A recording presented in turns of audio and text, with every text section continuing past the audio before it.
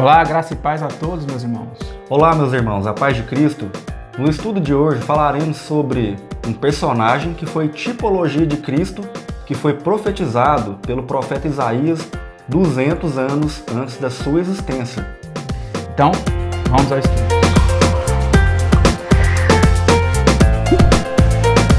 Sejam muito bem-vindos ao canal Anunciando o Verbo Vivo.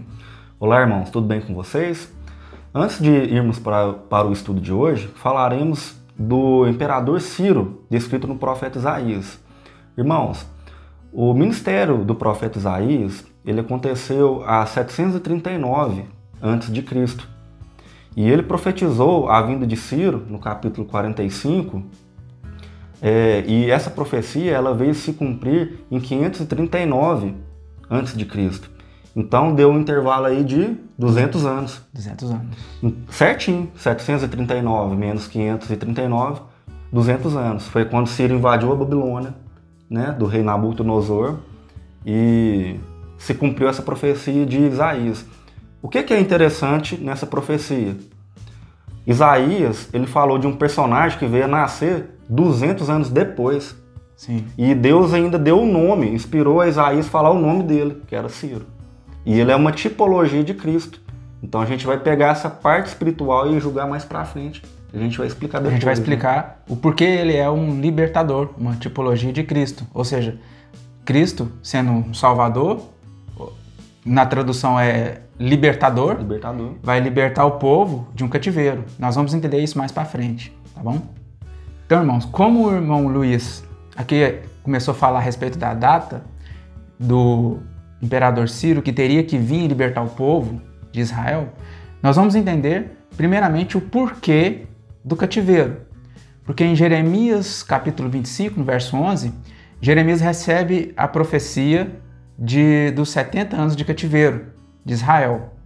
Mas por que foi 70 anos? O que estava acontecendo naquele período que Deus determinou 70 anos de cativeiro? A gente vai explicar o porquê dos 70 anos. Ela tem a ver, ela está relacionada com a lei. Porque Deus, ele tinha determinado que a cada 7 anos, no 7º ano, a terra teria que descansar um ano inteiro. É chamado ano sabático. Ou seja, 6 anos eles poderiam negociar, plantar e colher, né? Plantar e ceifa, plantação e ceifa, com instrumentos de plantio e de ceifa, com ferramentas. Mas no 7º ano, eles não poderiam plantar e colher dessa forma. Eles teriam que fazer tudo com as mãos, só para alimento. Não poderiam ter negócio. A terra teria que descansar. Interessante, né? Só aí você já falou de os 7 dias da criação de Deus de Gênesis e milênio. Sim. Você não falou milênio, nem dos 7 dias da criação, mas falou. É interessante isso, né? Como a lei é profunda, né? Porque está relacionado com o descanso. Por causa do descanso. Porque 7 anos fala também do 7º dia. E também fala do 7º milênio. Então todos os 7, irmãos, na palavra estão conectados de alguma forma. Então, voltando aqui para os 70 anos, Deus contou desde o primeiro dia que eles entraram na terra de Canaã, aí veio a época dos juízes, depois veio a época dos reis de Israel, Saul, Davi, Salomão, Roboão. Passou esse período todo até o cativeiro, Deus contou esses anos todos e deu 70 anos sabáticos. Por isso dos 70 anos, por causa da desobediência dessa lei que Deus falou que teria que descansar no 7º ano. E eles não descansaram. Vocês podem entender isso lá em Deuteronômio, que Deuteronômio é uma espécie de apocalipse para Israel. Porque Deus fala que se eles não cumprirem as leis dele, Deus iria castigar a terra 7 vezes mais. Por isso que a gente chega nesse número de 70 anos.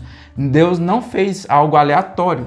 Foi muito de caso pensado. Como as pessoas pensam, não foi nada aleatório. Deus, ele contou, ele já primeiro falou que a terra iria ter que descansar, e se eles não cumprissem essas leis, Deus iria castigar 7 vezes mais. Então, os 490 anos, que é o período desde que eles entraram na terra lá no começo dos Juízes, até o cativeiro, 490 dividido porque é os 70 anos sabáticos, dá 7, que a gente acha os 7 vezes mais.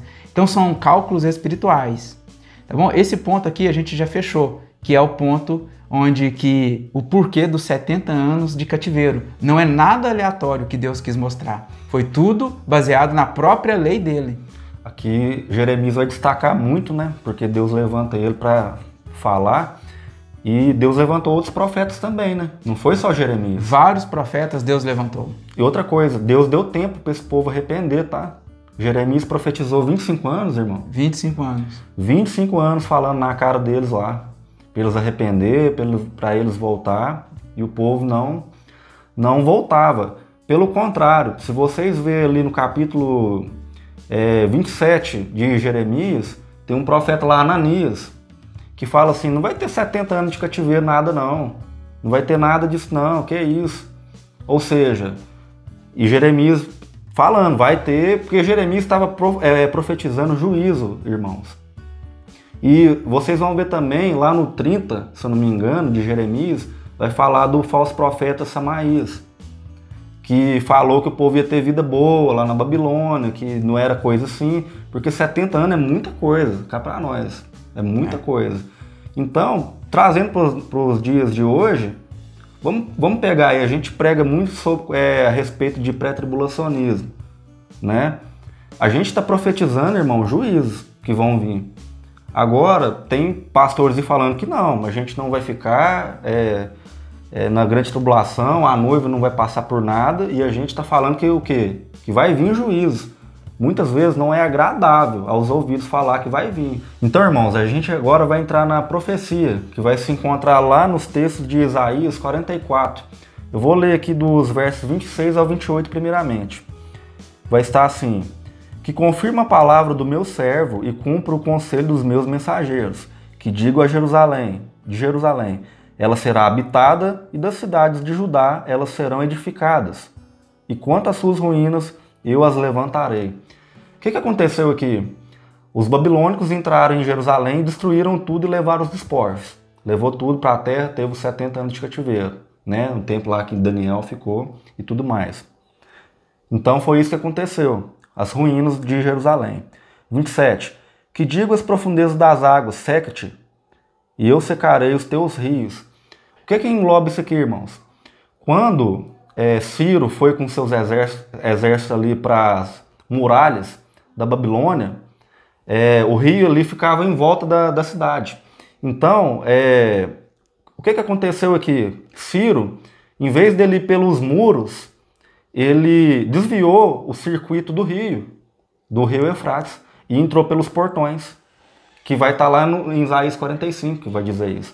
Ou seja, Isaías, ele profetizou, além do nome, até da forma que ele ia entrar 200 anos depois. Olha a grandeza, irmãos, isso aqui.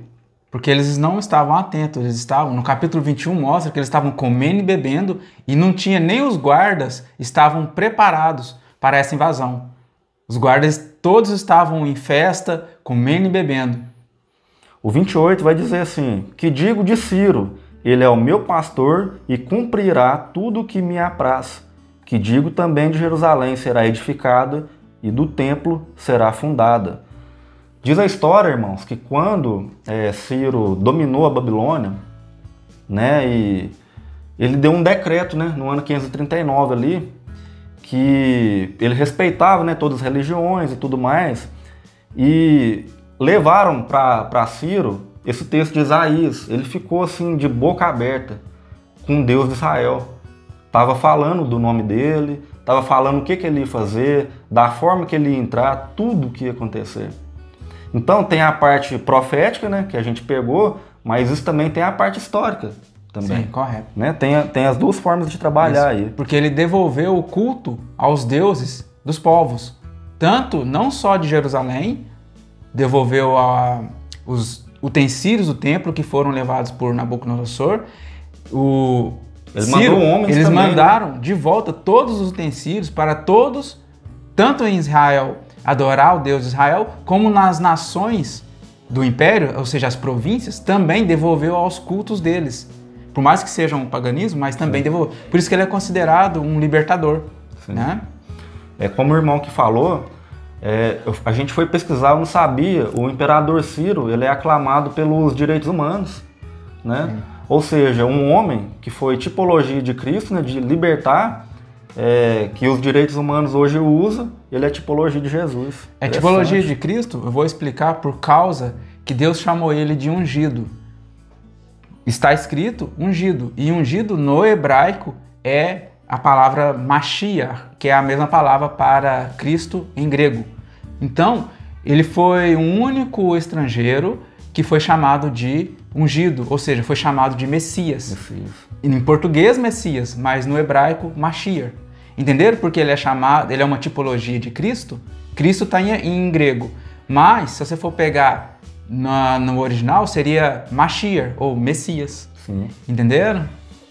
Olha aqui já no 45, no verso 1, diz assim: assim diz o Senhor ao seu ungido, a Ciro, a quem tomo pela mão direita para abater as nações ante a sua face, e para dicingir os ombros dos reis, e para abrir diante dele as portas, que não se fecharão. Então aqui foi a entrada dele pelos portões, né? Pelos portões. Porque, igual eu te falei, estavam despreparados. Até os guardas não estavam preparados, os que ficavam nas torres estavam todos festejando, comendo e bebendo. Aqui pega aquela parte de Daniel, né? Daquele dedo. De ti passará este reino. Foi passado. Né? Pesado foste e achado em falta. Olha aqui no 2. Eu irei adiante de ti, endireitarei os caminhos tortuosos, quebrarei as portas de bronze e despedaçarei as trancas de ferro. Né? No 3 vai dizer assim: dar-te-ei os tesouros escondidos e as riquezas encobertas, para que saibais que eu sou o Senhor, o Deus de Israel, que te chama pelo teu nome. Olha que tremendo. Tremendo, né? Isso aqui foi 200 anos, né, antes. E o verso-chave, a gente vai lá para o verso 13 agora do capítulo 45, que vai dizer assim: eu na minha justiça suscitei a Ciro, e todos os seus caminhos endireitarei. Ele edificará a minha cidade e libertará os meus exilados. Não por preço, nem por presentes, diz o Senhor dos Exércitos. Tipologia do resgate que era imposto. Quando você for ver, geralmente todos os resgates, né, quem é o sequestrador, ele impõe um preço para o resgate, né, para devolver a vítima, para devolver a pessoa. Aqui não precisou de resgate de tesouro e nem dinheiro, né, qualquer quantia de dinheiro. Ou seja, a tipologia de Cristo também não foi, o resgate de Cristo também não foi por dinheiro, não foi por nada. Segundo a lei, quando era exigido para resgatar animais, poderia usar dinheiro. Mas no caso de uma alma, não necessariamente você poderia, para você resgatar uma alma, teria que ser a troco de preço de sangue. Entendeu? Aqui é tipologia mesmo. Tipologia mesmo. Aqui não foi por preço de nenhum tesouro. Vocês querem ver uma coisa? Quando o Ciro faz isso aqui que Deus, né? Que Deus dá esse decreto aqui, ele fala aqui, ó, no verso 13: libertará os meus exilados, não por preço nem por presente. Então, irmãos, no verso 13 aqui, Ciro dá o decreto. E o que acontece? Para onde que o povo foi depois dos 70 anos de cativeiro? Para Jerusalém. E depois, ou seja, nos libertou de um jugo pesado. Né? Libertou de um outro senhor. Né? Outro senhor. Lá, isso é uma tipologia lá para o Apocalipse também. Porque quando a gente é liberto, né, tomado de um outro senhor, que é Satanás, a gente vai para Nova Jerusalém. Nova Jerusalém, Monte Sião. Que é uma tipologia também. No caso, a gente não vai falar com detalhes a parte que leva para Apocalipse, mas a gente vai poder ver que em Apocalipse, tanto 14 como 18, tem a queda da Grande Babilônia. Então, tudo isso que a gente leu, neste capítulo aqui, no capítulo 44 e 45, e também no capítulo 13 e 14 de Isaías, todos eles em Isaías, são tipologias também, irmãos, para o tempo do fim, porque lá é decretado a queda de Babilônia, no capítulo 14 e no capítulo 18. Vocês podem conferir também, fica como dever de casa para vocês. Vocês viram mais ou menos como é a forma que Deus trabalha, né? Como Deus é um Deus de enigmas, fala muito por parábolas, até para testar corações, para ver realmente quem está estudando a palavra dele. o irmão falou uma coisa interessante, que é aqueles 490 dividido por 70, que Deus acho 7 vezes dá mais. 7, e que Deus começou a contar lá do tempo dos juízes. E aí a gente achou a conta dos 70 anos de cativeiro de Jeremias 25. Olha que interessante, né? Muita gente não sabe disso, né? Então isso fica para dever de casa para vocês. Tem mais palavra, tem mais estudos, né? No livro de Isaías, que vai falar aquela parte, caiu a grande Babilônia, que depois vai acontecer lá em Apocalipse 18. A gente não vai entrar nesse mérito ainda. Capítulo 21. Essa parte é a parte que conecta também com o Apocalipse. Então fica o dever de casa para vocês. Isaías 21, que vai falar caiu a grande Babilônia. E depois vai estar lá em Apocalipse 18. Tá bom, irmãos? O estudo de hoje foi este. Agradeço por vocês terem visto o vídeo até o final. E caso vocês não sejam inscritos, considerem se inscrever no nosso canal. E até o próximo estudo. Shalom!